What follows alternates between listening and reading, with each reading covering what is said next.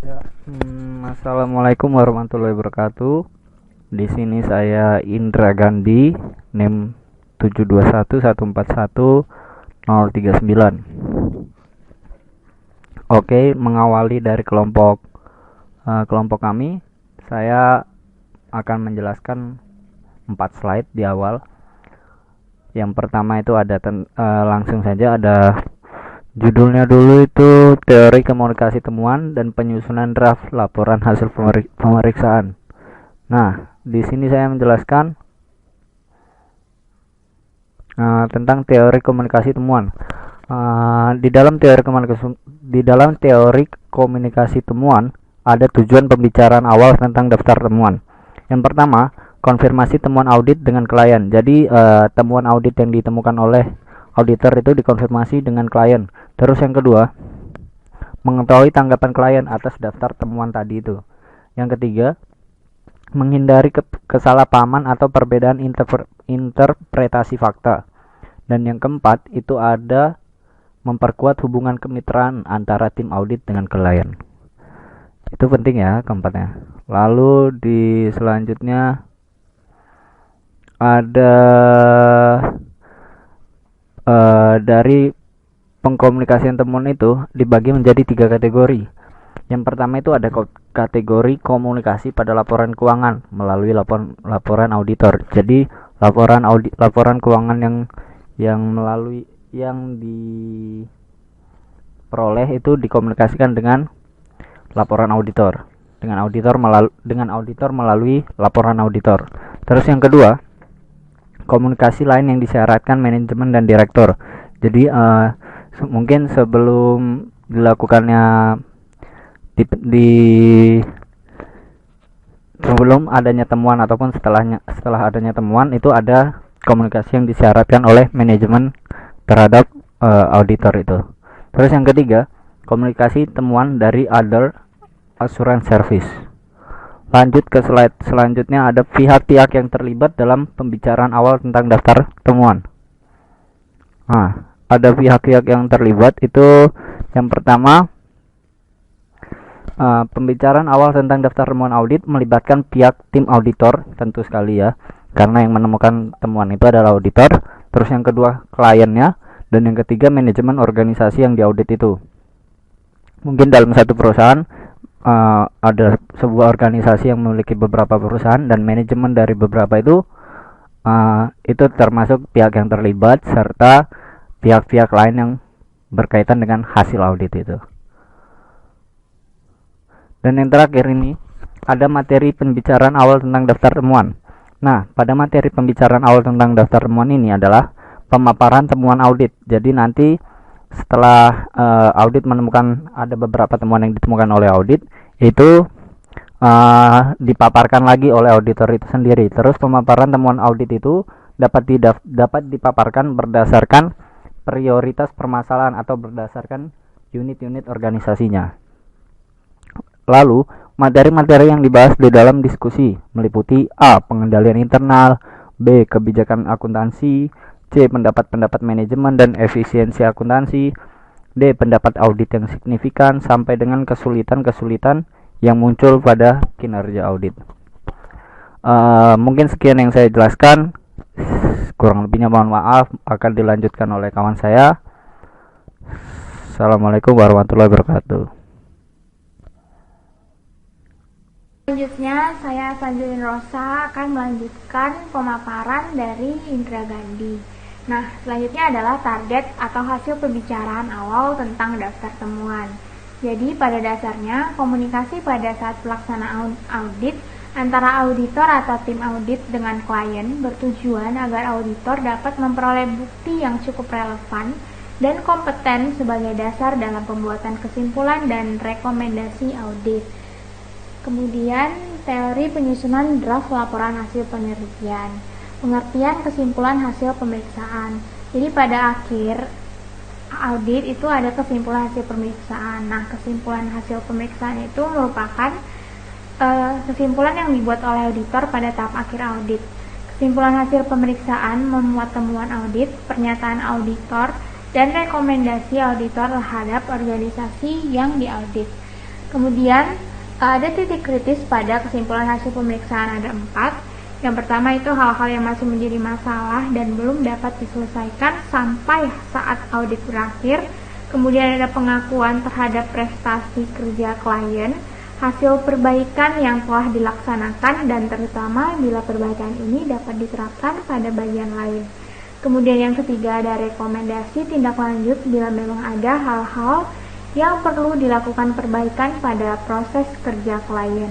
Kemudian yang keempat, titik kritis yang keempat, dalam hal terjadi perbedaan antara pimpinan klien dan auditor, hasil temuan dan kesimpulan audit, maka hasil perbedaan pendapat tersebut dapat diungkapkan dalam laporan hasil audit.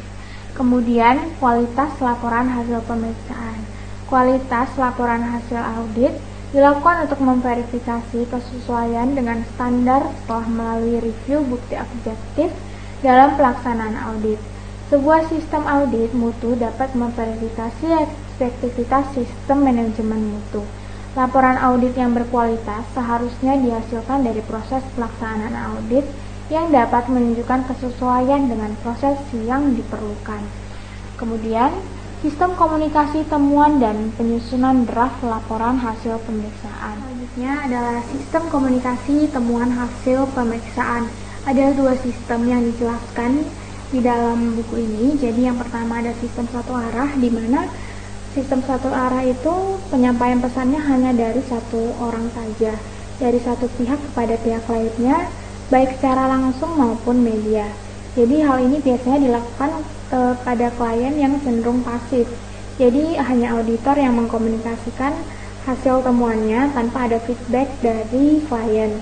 Kemudian ada yang kedua ada sistem 2 arah.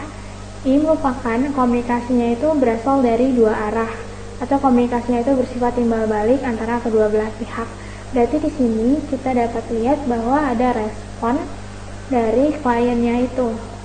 Jadi auditor mengkomunikasikan temuannya apa dalam laporan hasil audit, dan ada feedback atau tanggapan dari sang klien mengenai laporan yang disajikan itu. Kemudian selanjutnya ada sistem penyusunan draft laporan hasil pemeriksaan. Jadi karakteristik laporan hasil audit yang baik itu ada beberapa karakteristiknya yang akan saya jelaskan di slide ini. Ada 4. Yang pertama, mengumpulkan hal yang menurut pertimbangan auditor cukup penting untuk dilaporkan. Jadi di dalam laporan hasil audit itu hal-hal yang dilaporkan itu merupakan hal-hal yang sangat penting ya, hal-hal yang butuh perhatian khusus dari pihak manajemen klien. Kemudian yang kedua, pelaporan yang disesuaikan dalam waktu tepat dan disusun sesuai dengan minat serta kebutuhan penerima laporan. Jadi laporan yang baik itu tentu saja laporan yang selesai dengan tepat waktu yang sudah ditentukan. Terus yang ketiga ada ketepatan laporan dan kecukupan bukti pendukung. Jadi apapun yang disampaikan di dalam laporan tersebut, temuan-temuannya itu harus memuat bukti atas temuan tersebut. Kemudian bersifat meyakinkan pihak penerima laporan, khususnya terkait temuan, kesimpulan, dan rekomendasi.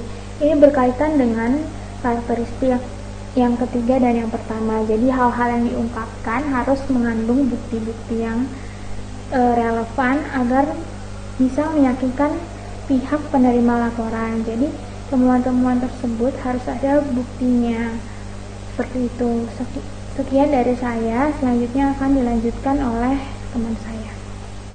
Halo semuanya, nama aku Yudit. Jadi di sini aku bakal lanjutin tentang sistem penyusunan laporan draft hasil pemeriksaan. Nah, laporan hasil audit ini harus menyajikan temuan-temuan secara objektif, sehingga dapat memberikan perspektif yang tepat. Kemudian pelaporan juga harus disajikan secara jelas dan sederhana. Nah, laporan juga harus disajikan secara ringkas, tapi juga lengkap. Jadi apa yang penting dalam pelaporan itu, apa yang sudah ditemukan dalam proses audit harus disajikan dalam laporan itu.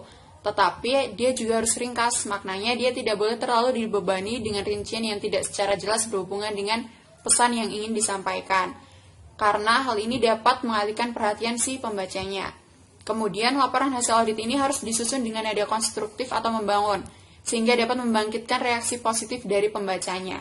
Nah, kemudian elemen dari laporan hasil pemeriksaan itu ada berapa sih? Jadi di sini elemennya itu ada 6. Yang pertama, ada sampul depan dan juga halaman pertama. Yang kedua, ada intisari dari hasil auditnya. Yang ketiga, ada daftar isi tentunya. Yang keempat, ada ringkasan rekomendasi. Yang kelima, ada uraian dari hasil audit, temuan dan juga rekomendasi. Dan yang keenam, ada lampiran. Oke, next kita bakal bahas tentang siklus komunikasi temuan dan juga penyusunan draft laporan hasil pemeriksaan. Nah, siklus komunikasi ini dia itu sangat penting buat pelaporan hasil audit karena komunikasi yang baik dari auditornya akan membuat pelaksanaan audit itu berjalan secara efektif dan efisien. Nah, manfaatnya apa aja sih? Jadi di sini auditor itu dapat dengan mudah atau lebih mudah memperoleh data dan informasi yang diperlukan dalam pengujian audit.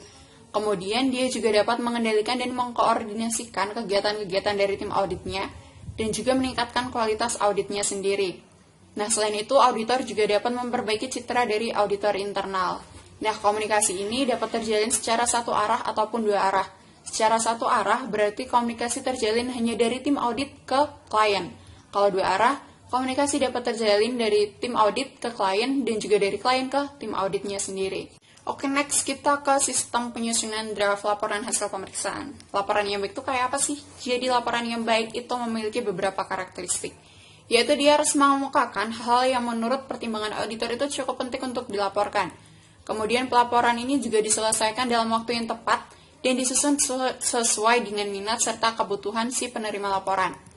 Kemudian ketepatan laporan dan kecukupan bukti pendukung itu juga sangat penting.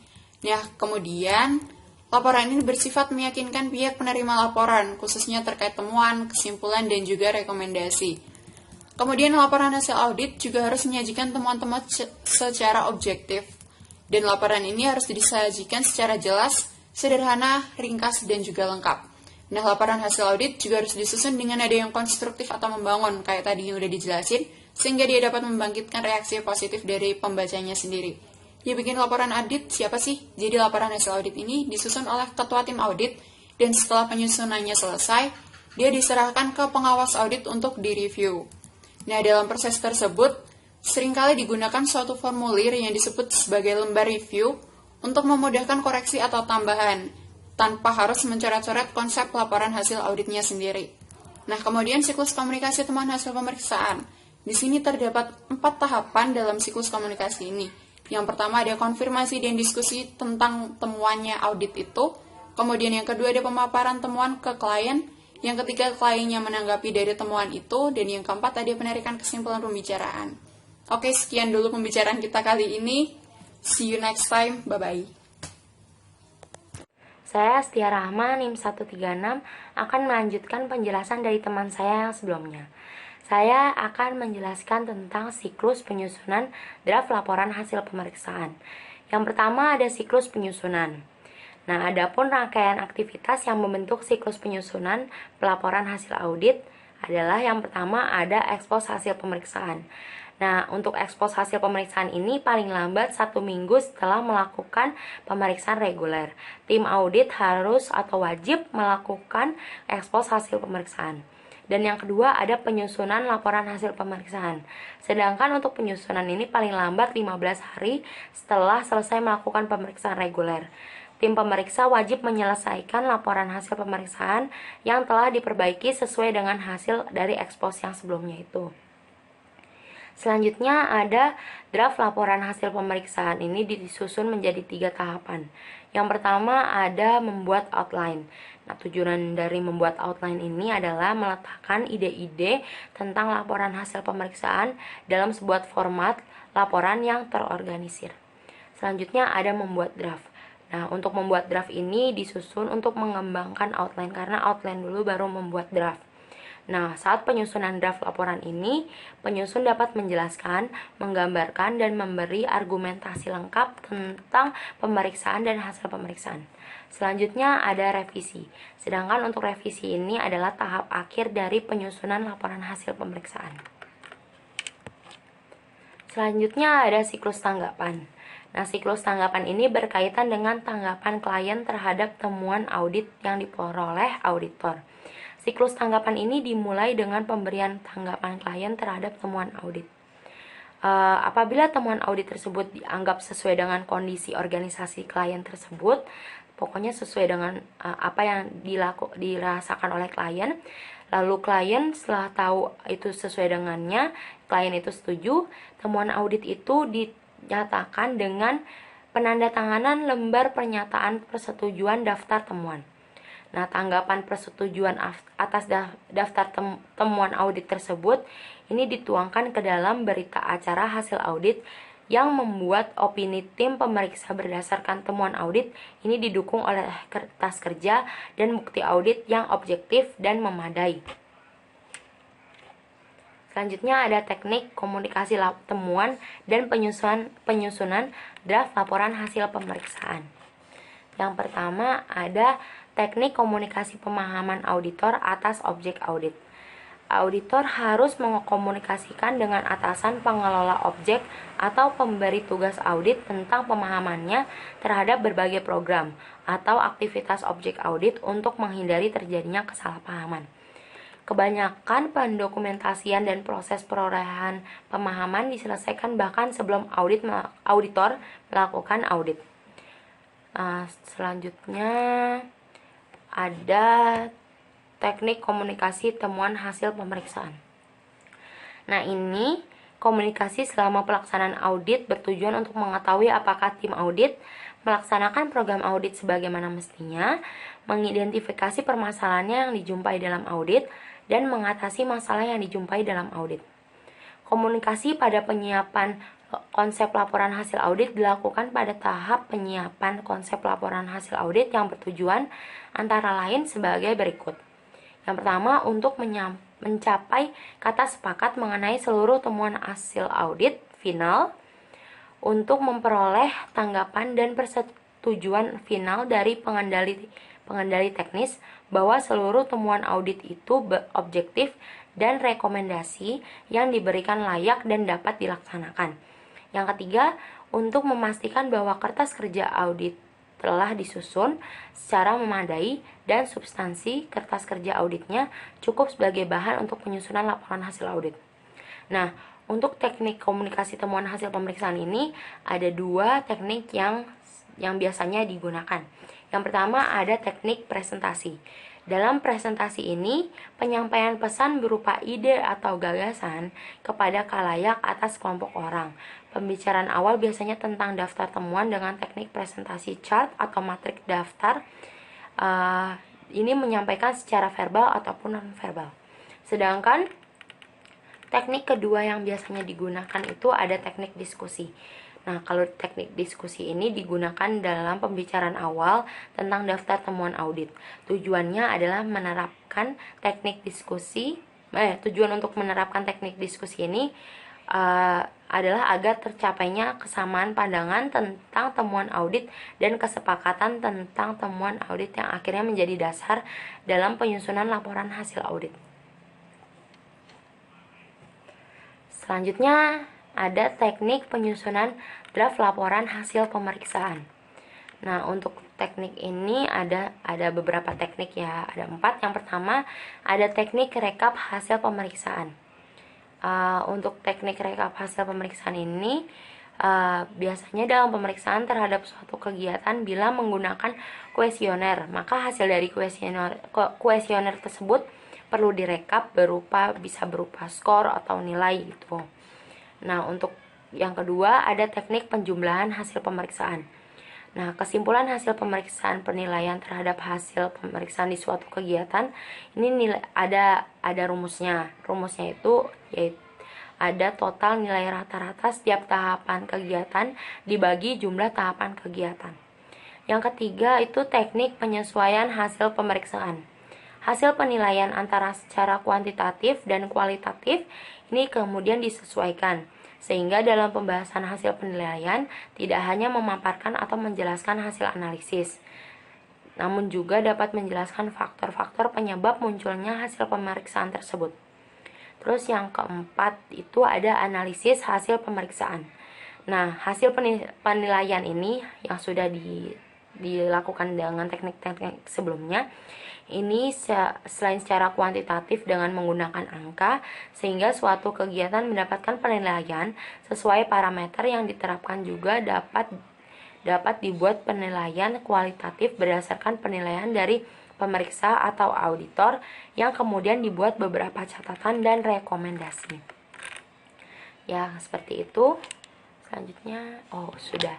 Ya, sekian dari kelompok kami, kurang lebihnya mohon maaf. Wassalamualaikum warahmatullahi wabarakatuh.